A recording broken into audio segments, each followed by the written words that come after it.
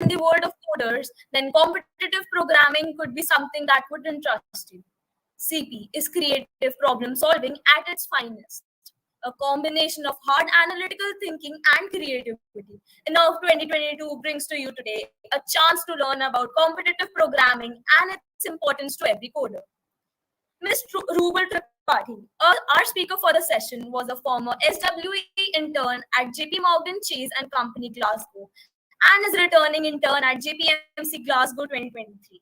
She's rated 1900 plus on Code Forces, 5-star on Code Chef, and 6-star on HackerRank. Problem solving. The stage is all yours. Hello everyone, my name is Rubal Tripathi. So I'll start with my introduction. So I'm in my final year of IIT Handbook, and I have one more year to graduate because I'm in a 5-year degree. So one thing that is interesting about me is I'm in an earth science department. I'm pursuing applied geophysics, and I took up to competitive programming around 2.5 years before, when actually I was in my second year, mostly in my first year, second semester, but started practicing it by heart when I was in my second year. And from that time, I have not looked back, and it's just been a kind of an adrenaline rush for me. And yes, that's it about me. And if you want to know more about me, you can connect me from LinkedIn. And okay, so I'll be like a friend to you and will advise you like that, because this is my first session like I'm ever working with like on a YouTube platform. But before that, there are various people who have contacted me, my juniors, and a lot of people on LinkedIn, and I have told each one of them one thing, that if you want to learn competitive programming, your major aim should not be to like you want to crack a company. Like initially when we start competitive programming, we have like, okay, I have to crack this company, I have to crack that company. For me, it was never about cracking a company. I never ever thought that I would be able to fit in a software company. I just started it because I just felt that just let's give it a try, because everyone was doing it and everyone was talking about it. So I took up to competitive programming. So today I'm going to share you most of my journey, what I have learned, and what things that I did wrong, and what things which I did right, and what worked out for me and what can work out for you, and a basic roadmap to what you can do to achieve to be actually get good in competitive programming, mostly a way that you can love competitive programming and pursue it as a hobby and interest more than cracking a company. All right, so next slide. All right. So what is competitive programming and why should you do it? So when I talk about competitive programming, the word competitive exactly stands for accuracy and rapidness. So it is not only about how you just read a problem and you code it out. It's never about that. For me, it's like a Formula One race. Like everyone is going out, they are having their trackways, and then there is one winner. So each time you read a question, there is something going in your mind, and you have to solve that question with that accuracy and rapidness, and that makes the complete process exciting, and it just gives you that rush to just work on that thing more. And maybe next slide, I have written like points over there. So competitive, when I talk about competitive, these are the 6 points I really want to like put focus on. The first thing, so like these points are not mine. Okay, so I religiously followed this one handbook that was given to me by my seniors. So it's just passed on from generations. So maybe you also have heard about the handbook of competitive programming that I have. That is kind of a holy bible for me when it comes to competitive. So these 6 points are mentioned over there. And if you want to learn, like if you want to be a competitive programmer rather than just a programmer or a person who know about data structures and algorithms, this is something you should actually focus on. The first is typing your code faster. So this is actually a game changer. So if you ever witness any code, contest, you realize the more rapid you solve A and B problems, like the first initially 2 and 3 problems, decides what your rank pattern is. Because you see, like there are only few people who comes in a pool who are able to solve 4 to 5 questions, but there are a major range of people who come in with they solve like 2 questions and they start from rank from 2000 to like 7000 rank, and they all have solved probably 2 questions. It just comes who just coded fast. So the first thing that you should know is you should start typing your code faster. So it's not about just working on your typing skills, but also when you are practicing, just do a time bound practice. So there are few things that you should just write it as fast as you can, and this obviously comes with a lot of practice. So yeah, so the first thing is you need to type your code faster. Second is quickly identify problem types. So this is something, again, it comes with practice. You just see a question, and sometimes initially when I was solving problems, my friends used to ask me, how did you realize that this particular questions belongs to this topic? And my answer was, I know because I know the other topics, they do not associate with this particular problem. So this was the only one left, and I just put my hands on and it worked out for me. So the fact is, in order to realize that that particular problem is something associated with a particular topic, you need to work on a lot of like a complete range. And this comes from like if you have solved a major variety of problems and also on a variety of platforms.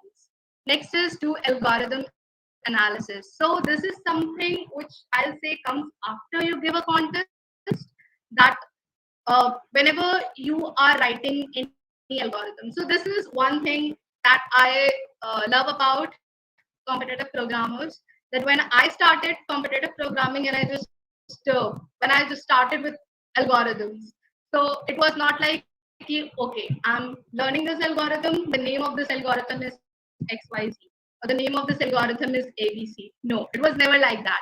There was this problem given to me. I just read it out. I thought about it. I wrote a code about it. And then I came to realize, oh, this particular algorithm is this one that I have probably studied 2 years before in my second year. So, so it's about whenever you learn any algorithm, this is like key advice: start with a problem. You should know what the problem is, where these problems can come when you are reading a question, like where this particular algorithm can be applied, and you should basically focus on that part. And when you are writing up any algorithm, everything should be clear in your mind. You should have a clear picture. So initially when I was learning, I used to have like my notepad along with my pen, and I used to draw everything that comes into my mind. That comes majorly when you are solving any graph or tree problem. So you should just write it down. You should have a clear image about it. So whenever you see any question, everything starts forming in your mind. So you don't have to think, oh, this particular algorithm is this, or I have to do this algorithm. No, you just know that there is a certain function of something. Because any algorithm you learn is just mix and match of few things that you have learned. It's nothing new or nothing exciting. There are few things which you can learn, but never go with the name of algorithm. And whenever you study anything, just try to write in your own words. Before, there are various platforms available. You just go, you type the name of algorithm, you see a particular code, you maybe memorize it, and you maybe just grab it. Like, okay, this is the piece of code, this will work in that problem. But instead of that, just understand what that algorithm is doing. If it says that you have to go from here to here and then whatever it is, just understand it and try writing it on your own. And just and most of the time it works. You don't really need to go and check how the code is written, because you have your own set of code. So this is something, if you just visit my code courses profile and you just click on any problem, there is something I say that I write the easiest of the code. Means anyone can understand it. And that is something I learned from the people I have looked up onto, my teachers and people I have followed. They that they write easy code that anyone can understand it. Minimal values of variables, how they are using it, nothing fancy names, just simple. Whatever comes into my mind is just write it down. So this is something, do algorithm analysis, work on programming language. So this is something I'll suggest. This is only for the beginners. So when I was in my first year, I was worried about, okay, which particular language to actually start from. And what people do is they end up learning, okay, I learned C++, I learned C, I learned Python, I learned Java, I'll do machine learning, I'll do everything. Web development, app development, whatever you name, they are doing something. So it's not wrong to do it. It's definitely, you have to get a hands-on experience on everything, whatever you are using. But when it comes to, if you are focused on competitive programming, I'll say just stick to one language, because it's not like I'm telling you to just stick to one language and don't change it. It's very easy to switch. It's very easy to switch. Trust me. During my intern, I have worked with Java. I have never ever coded before in Java, but it was very easy for me to transition from C++ to Java. So I'll say pick that programming language whose resources are easily available. Like for me, I chose C++ because my peers were doing C++, my seniors were teaching in C++, and whatever initially when I felt the need of writing a code, it was in C, so I switched to C++. So don't actually focus on like which language to choose. So choose one language and try to master your algorithms and try to master your writing code in that particular language. Okay, my favorite art of testing code and resolving bugs. So whenever you feel like your particular code is not working, never ever ever go to editorials. This is where you fail to learn what you have actually done wrong. Because whenever you go to editorials, what you see is a particular set of code written that, like for example, you read a problem and you had some thinking in your mind, and you start writing your code, and you see a particular editorial. So you start writing a code in, like for example, a particular algorithm, and the editorial is in another, it's like something else written over there. And you think, oh, whatever I was thinking was wrong, this was this question. So it majorly happens. Like most of the questions, oh, it is a DP problem. I started thinking it greedy. My bad. Let's do the DP solution. So never ever just switch your mind like that. Just like, why greedy? Why not greedy? I have started with the greedy one. Why not greedy? So think about why not greedy. Because if you don't focus on that particular thing, you are going to end up again in that same situation. And at the time of your contest, there is no editorial available. So obviously, you will fall into the trap of your own bugs. The best thing is whenever there is any, before switching to any editorial, challenge yourself. Just find out the test cases where you went wrong, and whenever you are getting any kind of error, just try. So I used to do a dry run. Okay, dry run of this particular part, dry run of that particular part. What is coming after this? What is coming after that? Where actually my code went wrong? What happened? And there are small bugs sometimes. Like for example, when I'm doing any graph problem, I forgot to resize my vector. There is something, like I remember during a contest, I was absolutely frustrated that why my code is not working, what happened. And the problem was I did not change the modular value in my template. So so before coming to any conclusion and jumping up, you should just look out to your own code. Just see wherever you went wrong. And the best part is designing of the test cases. So designing of the test cases is something, a very important skill. The most important thing about designing test cases, that whenever you are in, like for example, like any contest you're giving, so there is like not a particular set of test cases given to you, or you are in like competitions like ICPC or Code Jam or any place. So like a minimal amount of test cases given to you. So you need to design write the test cases where your code actually went wrong, and from that test case, maybe you can get into mind where you went wrong, and you can optimize the algorithm you wrote or whatever thing you have written. So that is something art of testing code and resolving bugs. And this this particular technique helped me to learn more about algorithms.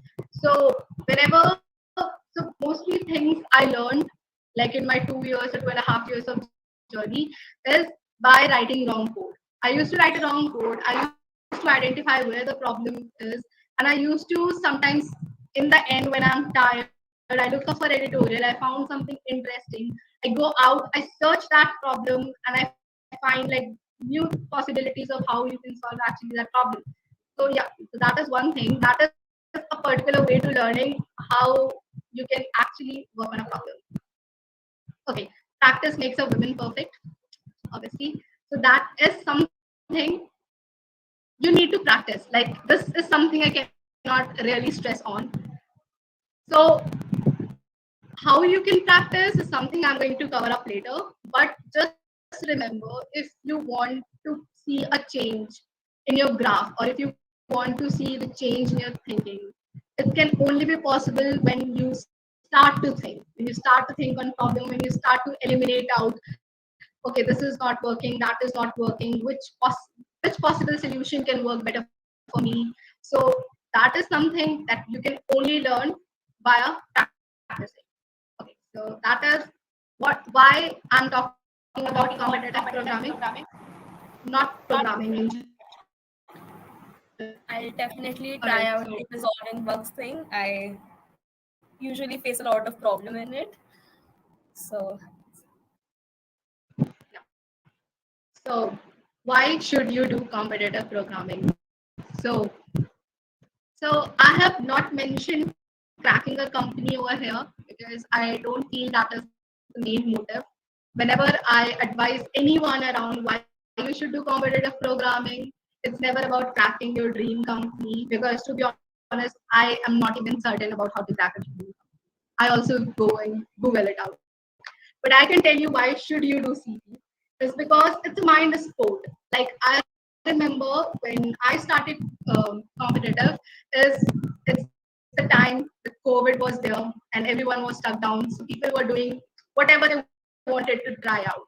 So at that point, I was extremely free and I had nothing to do. So I remember like the day one the lockdown was announced.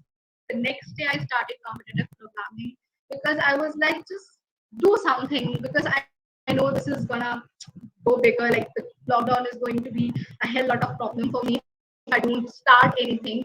So I started with competitive programming, and it just made me feel, just I can feel that particular thing. Like you just have that feeling when you see a problem and there are thousands of things coming in your mind, thousands of solutions coming in your mind.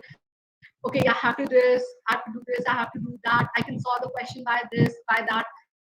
So it just made me feel, okay, my brain is functioning.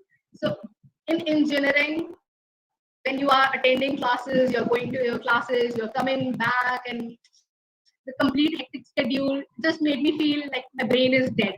I just go up, I attend classes, and during online classes, I felt like I completely died because my brain was not working. So this is something, it's a mind sport. It's like watching the Formula One race. Like everything is going fast and rapid, and the things that is going in your mind, you just put out your solution. And the best part is knowing whatever you are thinking is the correct approach. So there are mostly some problems which fascinated me. So like the problem statement, they fascinated me. I'm so thankful to Code Forces for creating such beautiful problems, and they fascinate me. And whenever I read those problem statements, there are a lot of things that come into my mind. I just write down those codes, and it just made me feel, okay, my brain is working. So it is a kind of mind sport. Second is improved problem solving skill. You might not notice it, but I have noticed this working on CP has definitely improved my ability to sit and study more. Like genuinely, I was that kind of person when I was preparing for my JEE. I cannot sit even like for 30 minutes. I have to do something. I used to get up, I used to go around for a walk, and I cannot. I used to just take my phone and start doing something. But when I started competitive programming for 3 hours, 4 hours, I have worked on a problem without touching my phone or without doing any other thing. So that is something that it improved my problem solving skills, it improved my discipline, it improved my consistency, and a lot of things. So if you are ever thinking of why should I pick competitive programming, so it will definitely broaden your sense of like problem solving, no matter whichever stream you are pursuing, even if you are an engineering student or not. I'll say you to think about the problems, because I remember during like my school days, my favorite part of solving any quiz or olympiad or anything was the mental ability section. Anytime and I think it's favorite for everyone likes to solve mental ability, and I have seen people bragging about it. Oh, I'm not got good in physics and chemistry, but I got like full in mental ability.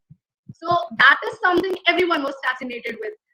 So like the map problem, the grid problem, the date problem, everyone was fascinated with that, and everyone wants to do it, no matter how much you're interested in other subjects. So CP is exactly that. So if so I think everyone is interested in the mental ability section because it just makes your mind feel fresh. And definitely, if you are thinking, and you don't actually need a big prerequisite for that, you just need basic thinking, logical skills. So for competitive programming, when you are starting, you don't require a hardcore math structure or a syllabus. No, you just require basic thinking, logical thinking, and you can start writing your code. Just you have to grab on few points on learning a new language, else everything will work fine. Okay, next is awesome community. So programming community is very awesome, like genuinely very awesome, helping. So what I have experienced is when I started competitive programming, I never told it to my peers that I am doing competitive.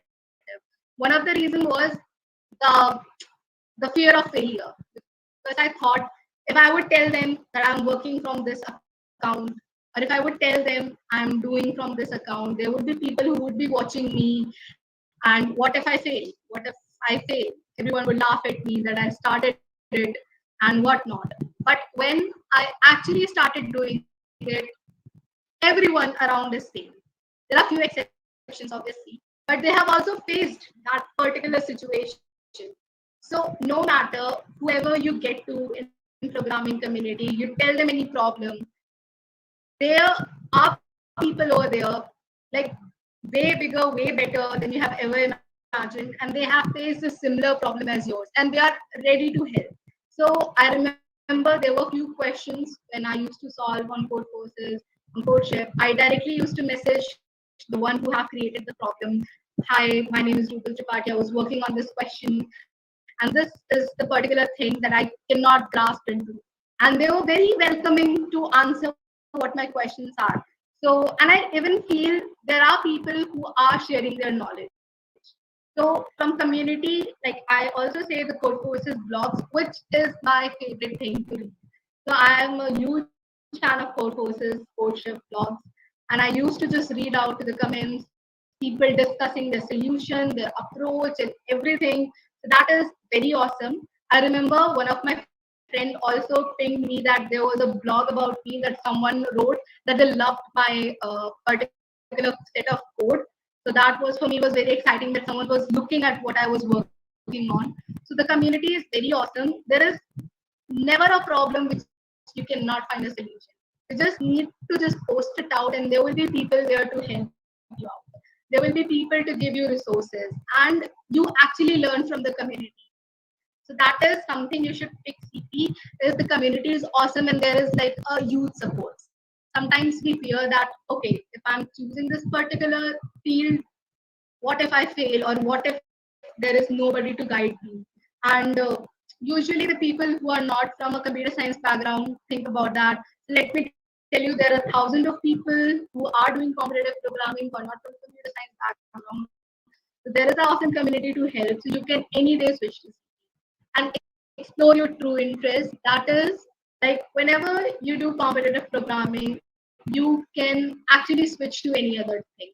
So you can switch to like, so there are people thinking about, okay, there is like, I have to do competitive programming, I have to do web development. Okay, I just do web development, I don't do competitive programming, or I do competitive programming, I don't do web development. It's never like that. Everything is interconnected. Okay, so if you are doing competitive, you can explore, like it's not only about problem solving. As I told you, just improve the dimension in which you are thinking. Okay, so I remember there was this particular problem I was solving, and from that problem I realized it was something of a mood calculator. So I thought, what if an app could be made out from that? So that particular problem became my problem statement for a different kind of app or a website. You know, so you can explore your true interest just by discovering. As I told you, the community is awesome. There are people over there. They are going to tell you about those topics which you have never ever heard of, which you have never explored, and maybe that thing would be something you might get better at, or you might just work out in your complete life. You never know. When I started competitive programming, it was just like a fun sport for me, but now I'm truly dedicated in working on that. So yeah, so if you, so that is something you should pick competitive programming. And I'll say, no matter whatever background or field you are in, you must start it, because that's going to help you in the longer run. Next slide, please. Okay, how to start competitive programming, and starting with, it's never too late.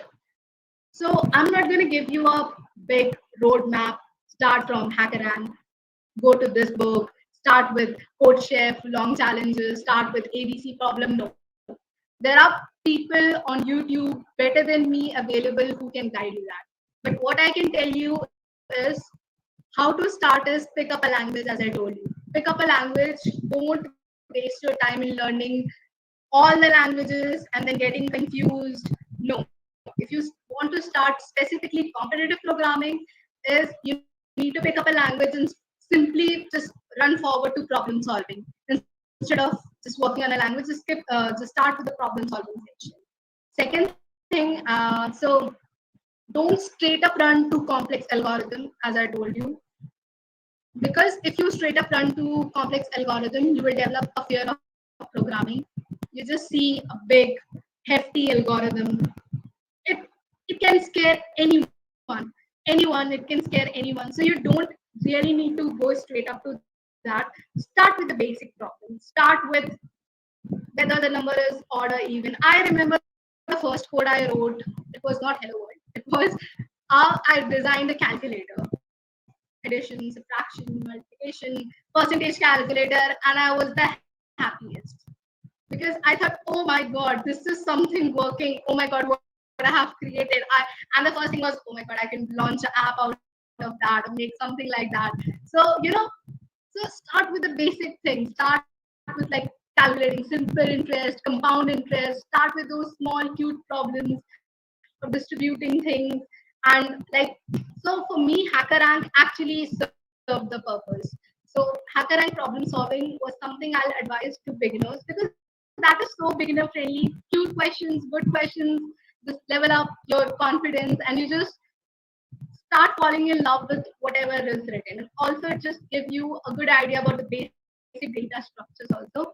So you can start with HackerRank if you don't really.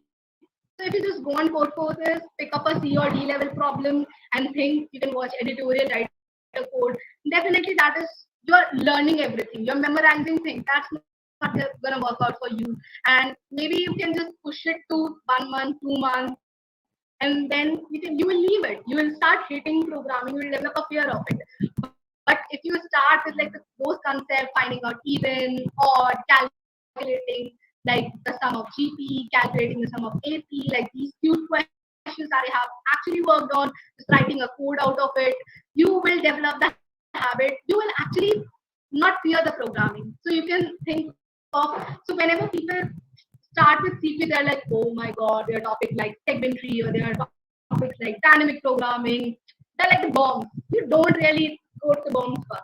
Okay, you start with the level, and then when you go to those places, you will realize, oh, it's just a simple way of recursion. Like it's just that thing only, just that simple. that we have learned before, just a more fancy way. Okay. And one more thing, nobody talks about it.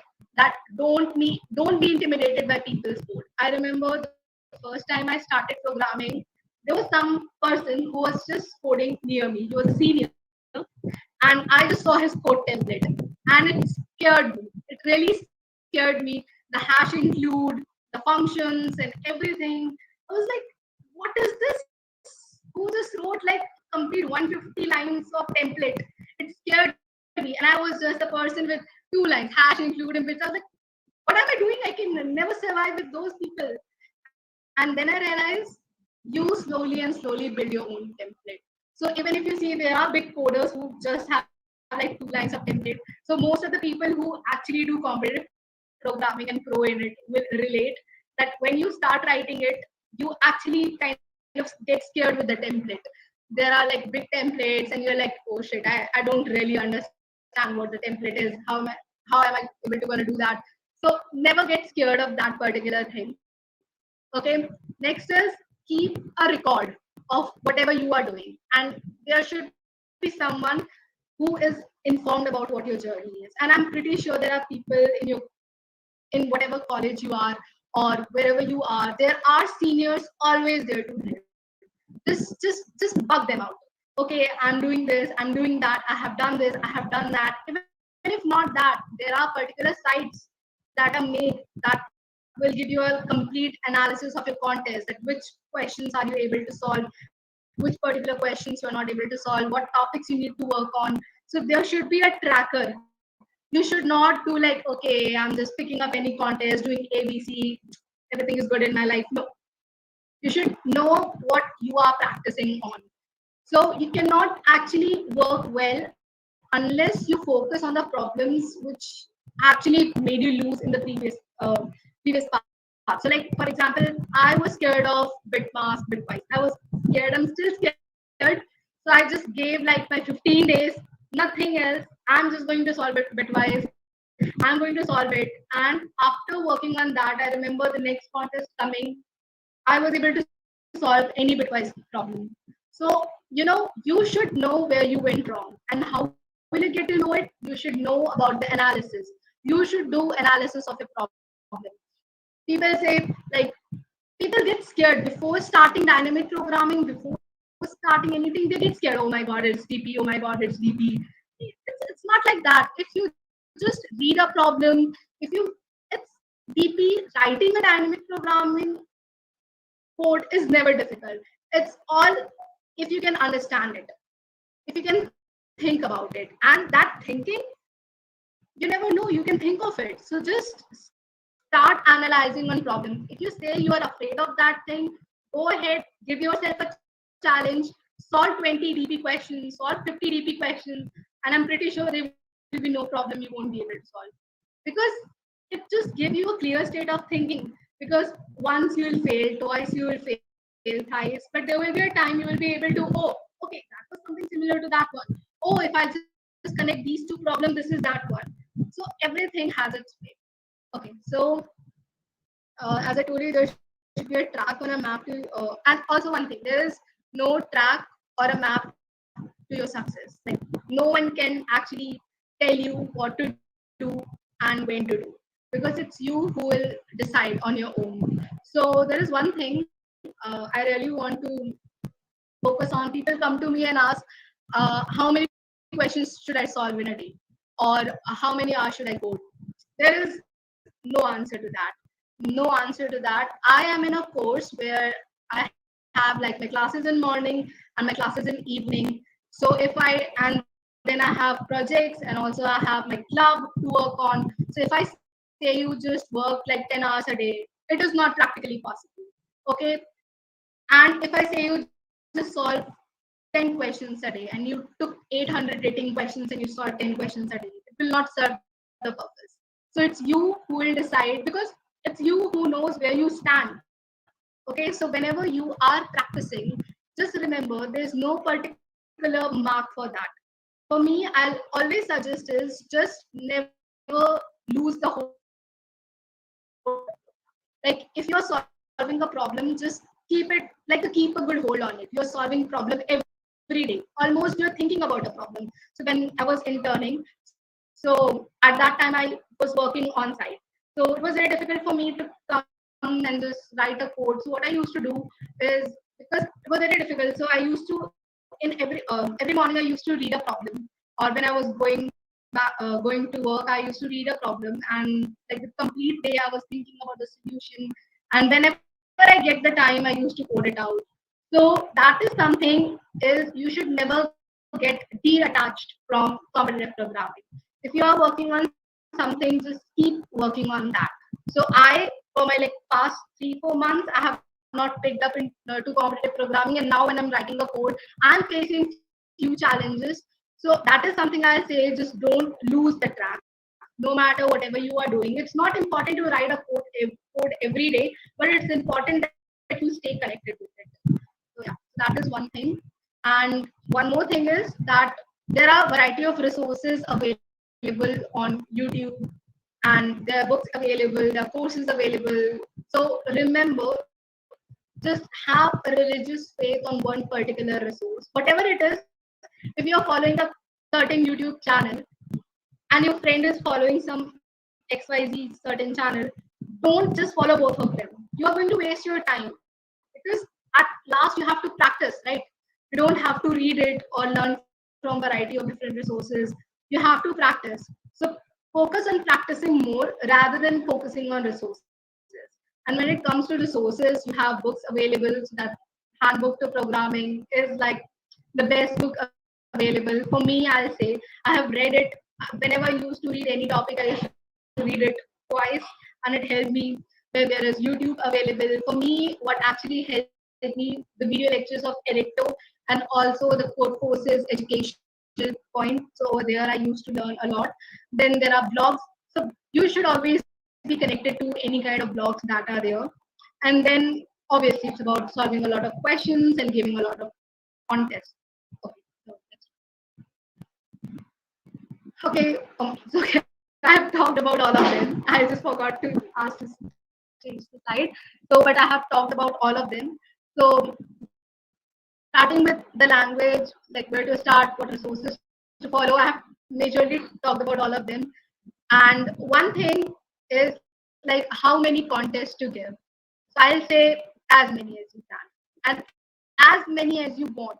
That is something I've seen people giving contest every day, like today, tomorrow, then blah blah blah, giving contest every day.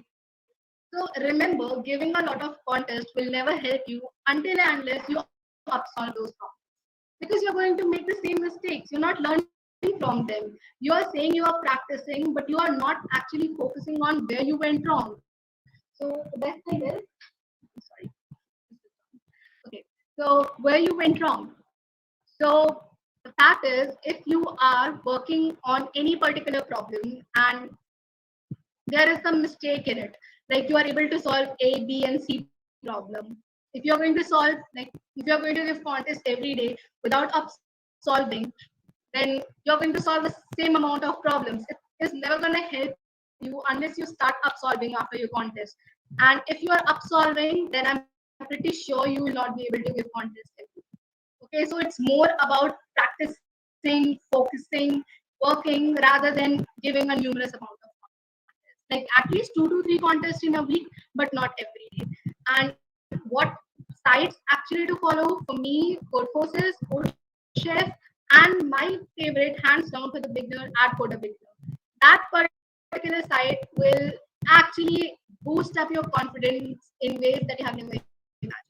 Like I remember solving that A problem and dancing around in my house because I solved a problem, starting with A, B, and C. And it's like from A to like the complete end of the problem. It gives you a wide variety, a wide spectrum of problems. I remember the time I gave my Code Chef Smackdown, the problem that I solved, and which actually was a game changer for my rank.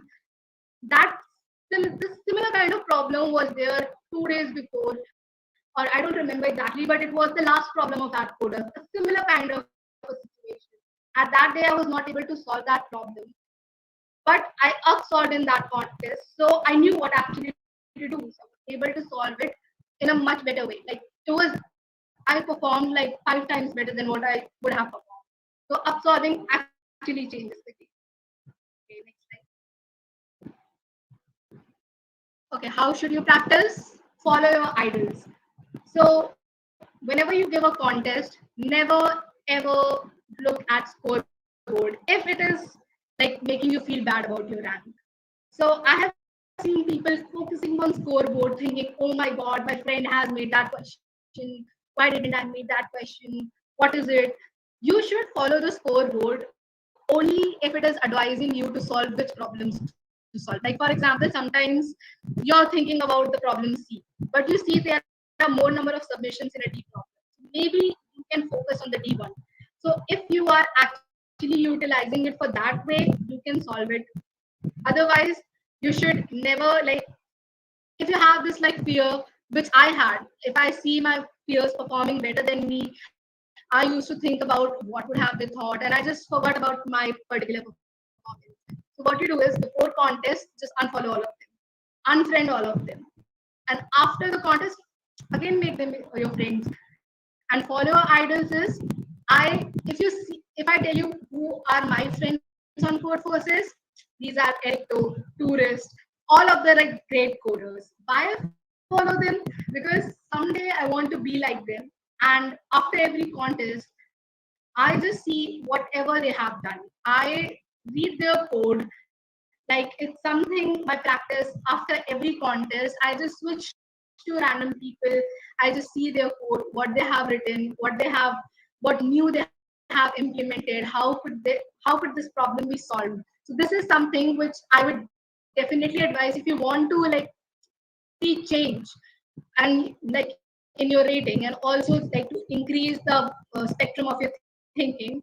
You should definitely follow idols. You should make certain friends who code in the similar style you code. So every time, for example, there's this question you don't know how to solve, and after the contest you cannot understand the editorial, so you can visit that particular people code and just see what they have done, because they are coding in your style. So the kind of code I write is copied from a lot of people because I have learned from them. So like this particular thing matches that person, this particular thing matches that person, and that's how everyone learn to code. You have a certain idea in your mind and you just follow them. And again, people are usually focused about, oh, which particular rating should I solve, which particular rating should I not solve. And there are various YouTube videos which shows you way to become grandmaster, way to become candidate master. They can actually tell you pretty well, but the major focus is in the rating in which you are. You should know how to solve those questions in like in the minimum possible time and with the fastest accuracy, and then you should solve the problems you are aiming for, like plus 100. So you should practice in that way. And like told you people say like put on tags of the questions and solve those questions. I say focus on the problems that you feel you lag behind. Like for example, I know I'm good in any graph question, but I don't want to solve the graph questions because I've already actually practiced a lot.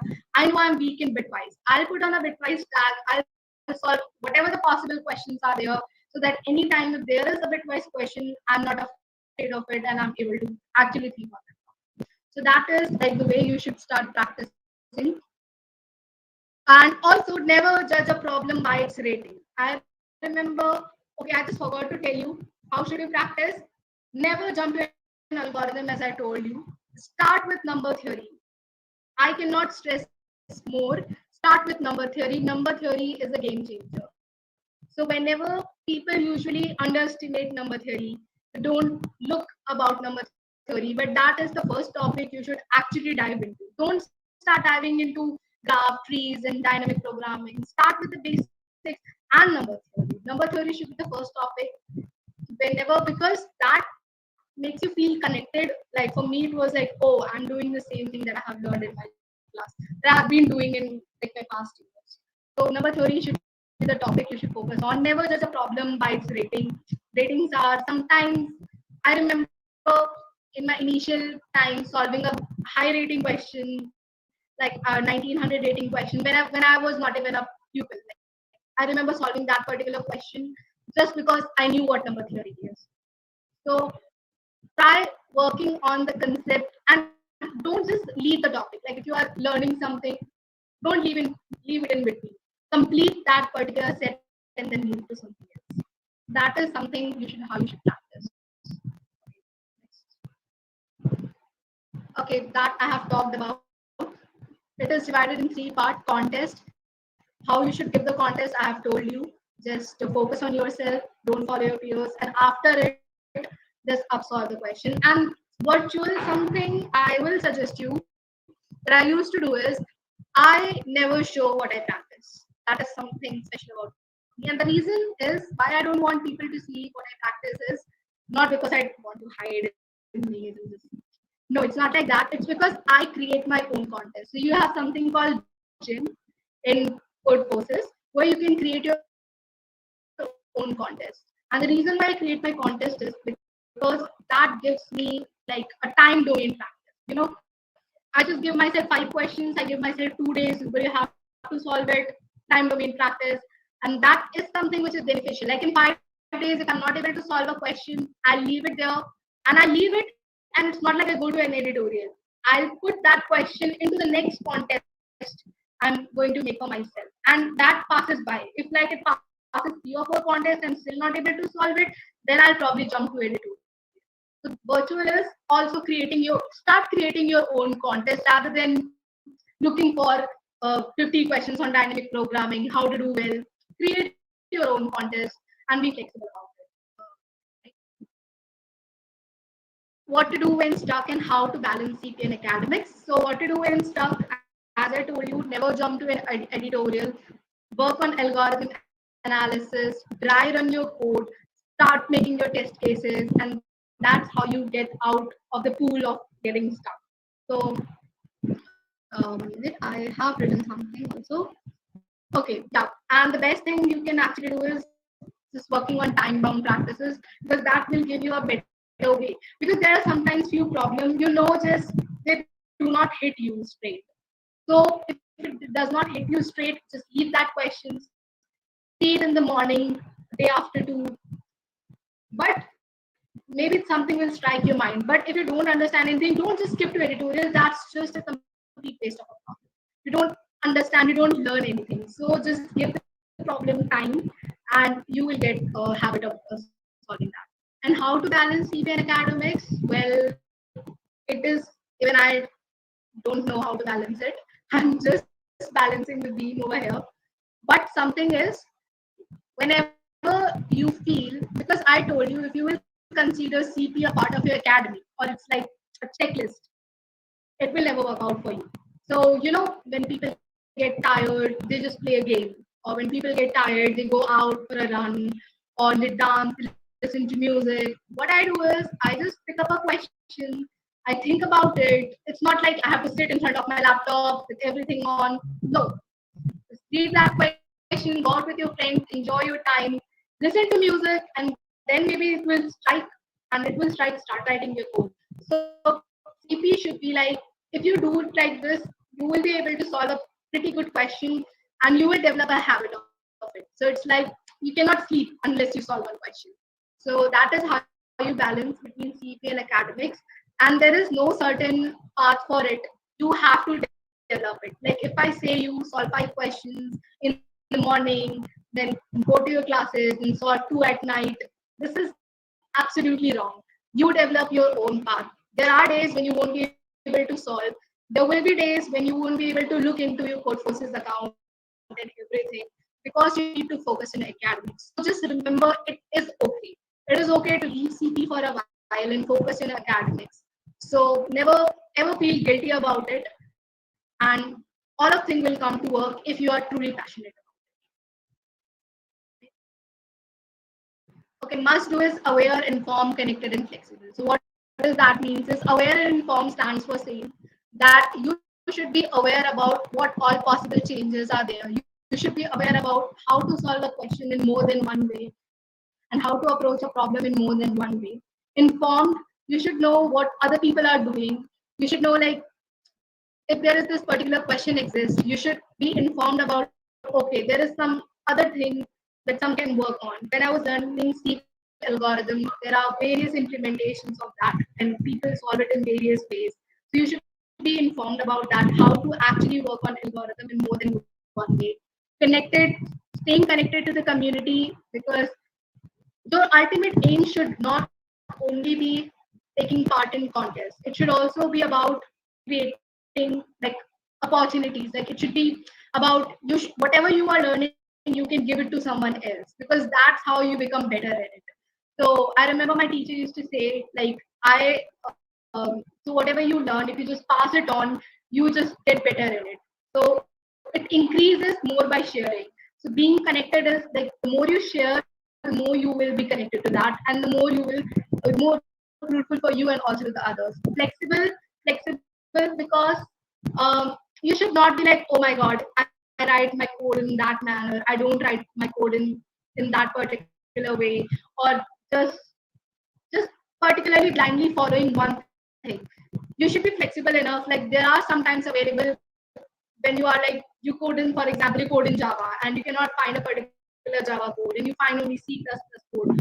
So you should be flexible. You should be able to completely like dissect the problem in any language, because the motive, because if you are a good programmer, I will say you can easily understand any particular code written, if it is in C++ or Java, you can understand the basic how it is. Just stay flexible. Right. Okay, how to keep yourself motivated is you are always one step closer to your dreams when you are trying. Just remember this thing. Everyone started with that particular rating. Everyone was once gray in color, and then they attain what colors they have. Okay, so just remember this thing. And one more thing, rating does not define what your true potential are. When I became an expert, I really did not knew what a dynamic, like how to actually write a proper graph code and how actually to actually work on dynamic programming. I just knew the basics of it, but whatever I was doing, I was pretty good at that. I could solve my problems fast and very accurately. So never judge a person by their rating, and never get intimidated also by your rating. So one thing is, sometimes your rating won't increase. That's never a big problem. All you should do is you should stay connected, and one day you will see a sharp increase. And when you will see that increase, it's gonna increase. I'm telling you, it's sometimes you go down to come up. Okay, so it's that path, and every coder you pick, no one is like just a straight path. And if you see a straight path, you can see, like, I have seen people, oh my god, he's like master or legendary grandmaster. Just see those contests where it was like this. So much frequency in which that person is losing, gaining, losing, gaining, losing, gaining, but he is not giving up. Okay, like a complete year of no particular increase in rating, but still that person is not giving up. Why? Because he's actually connected to that. He or she does not want to simply increase the rating. He or she is just enjoying the process. So the one thing is just enjoy the process, so you won't actually need the the need for motivation. Okay, if you are just connected to the process and you're true to yourself. Next slide. All right, so these two are like one of my biggest achievements, I'll say. So the first is Smackdown 21, where I ranked 43 and I was the Indian female winner, which was like, it was, I remember that was something that led me to believe, okay, I can do it. Like it is, that time I realized there were people who were better than me, I can say. But I was there who performed better than that. So the contest can actually change. And what actually helped me in that contest, as I've already told, is because I upsolved the question. So that particular thing had really helped me in that. And this is something which I just keep always close to me. And that reminds me is, you can always turn the tables, and rating will never define you. And after that, I just believed in myself. I started working. I became candidate masters or something like 2 months. So So you need a push, and I'm sure you will get a push if you just keep on working for yourself. So one day, so all the people I have idealized were my rivals on that day of contest. They were my competitors. So that particular feeling that I was always fascinated by tourists. And on that day, he was one of my competitors, and he was solving, like he was on a similar platform than me. So that is something. And the second is my internship. I did an internship. I went out to United Kingdom, which was like a dream come true for me. And I never thought like being someone from a non-computer science branch, it would be possible for me to go out. And but that is something I cracked. So these two things are, they served as a motivation for me. I look behind and like I'm the same girl who did it, so I can do a lot of wonders in future also. So my three rules are consistency, hard work, and perseverance. So if you are true to your journey, I remember for those 2 years, so I started to code because I had my particular course called programming in C, and I don't wanted to fail because everyone was doing programming with me, and I was not doing. I started with that. Then I started. Then it became a craze. Like I have to do questions. It just made me feel better about myself, and it just give me a rush. So I started with that. I was true to my journey. People started knowing me more from my name than Rubelian. They started calling me that, and I realized people know me more as that. So that kind of helped me. And then when I started meeting people, they were like, okay, I'm inspired by your journey and whatever it is. And I'm like, I just did what everyone else do.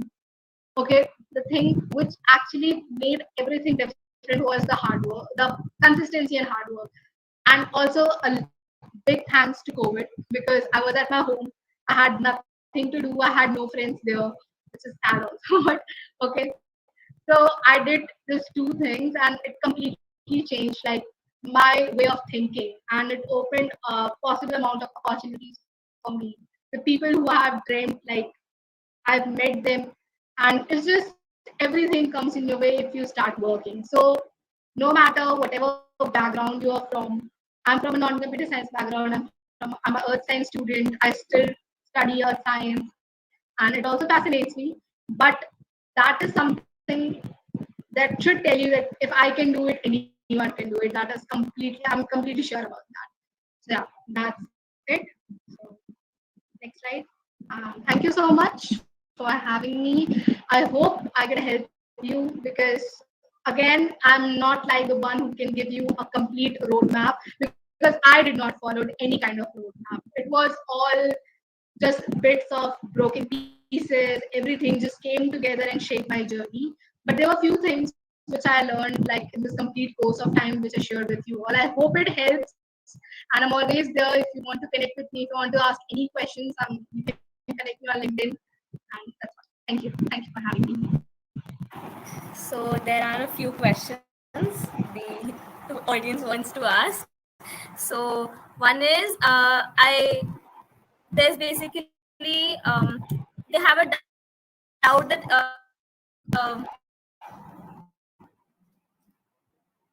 they are saying ki, like competitive programming is not for engineers and DSA is done for placement. So not really sure what the question is. I don't know. Okay. Even think I think they might be confused with what I have said, that you competitive programming. Obviously it's not. I didn't say it's not for engineers. It's for everyone. Anyone can do competitive programming because it's all about logical thinking and solving problems. And I never talked about placements because, to be honest, I'm still not placed. So I cannot really talk about that thing. So there's another. So how do we optimize a logic building? Like I lose confidence when I solve some questions. All right. So as I told you about algorithm analysis, so whenever you solve any question, so just look out for the constraints. The constraints you have in a problem should give you a clear picture about what can be the time complexity of your code. So working on that particular thing, you should start writing your algorithm. Even sometimes when you feel frustrated, you cannot find a complete solution, start writing the code which you find is write. Okay, sometimes it will not pass up to the certain limit of time complexity, but you have written something, and from that particular point you can switch. All right, so this particular code I have written, it does not work, so you should know a clear picture about what cannot work. This is also important. So whenever you see a problem, I have seen dynamic programming questions, and I have seen, okay, I know the greedy will not work here, and that's how you jump into that. And also, and obviously it comes with a lot of practice. The more practice you will do, the more you will realize how to work. So there's this question. So can you please tell us how you manage both like DSA and competitive programming? Okay, so okay, fine. So DSA and competitive programming, the answer is I really did not balance. I'm still in a situation where I have to focus on DSA. So that is something. So as I told you, competitive programming is something you can see it's like people pursue any sport. I do competitive programming because it's something for me. But if you want to ask like DSA, I majorly work on lead code and on interview bit. I really focus on those particular things. You just go to the bit buckets of interview bit, and there are like buckets are there. You particularly go to a bucket, you solve that complete thing. So it's all about you asking how to get an internship or how to get a placement. But that's all about interview bit and lead code and the CACS problem set. These three things if you want to learn about the DSA, and also the book, the competitive programming book. It's, I don't know why people just think DSA and competitive programming are different. They are kind of same. It's just like they are similar only because DSA, you're studying about data structures and algorithms, and in competitive programming, you're applying it. Nobody says sometimes. So I started with CP, and the ways I started learning in that is by reading people's code and writing fast algorithm, not actually focusing on how to write a clean code.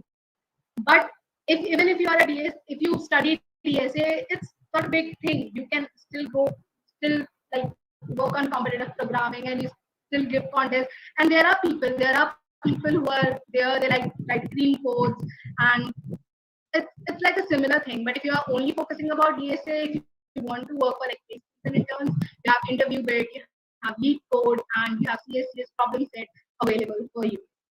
Yeah, so that's it. And it's not like if you do competitive programming, you don't do DSA, you do DSA. Okay, so got it right. So there's one more question regarding placements. So DS is necessary for internships, but will CP help me crack good companies for an internship? Okay, so if you consider I have a good intern, so yes, it did for me. So maybe it will for you. So, but yeah, there are like, so only competitive programming will crack your dream company. The answer is not entirely, because whenever, so the company actually does not only focuses on competitive programming. There are various aspects, like there are questions on the fundamental subjects of computer science, which I had learned when I was preparing for my internship. And then there are like few particular algorithms and few particular structures that are not very much used in competitive programming, so you might not be familiar to it. But if you learn if you do some DSA course or you work on DSA, like particularly, you will get familiar with that. So yeah, competitive programming will help you, but if you say like it will just guarantee you placement, most of the companies you can crack it. But if you just want a guarantee, nobody will give you a 100% guarantee. You have to focus on other things also. But yeah, it will obviously help you. It helped me. So So that's it for the questions. I I, want to I, share a vote of I'm sorry. like, yeah, I just want to say like everything comes down, boils down to internship and placement.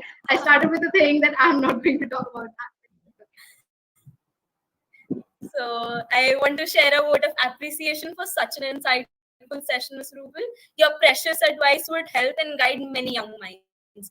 Thank you for such a fantastic session. We are grateful for your time and for sharing your experience with us. Thank you so much. Thank you for having me. Thank you.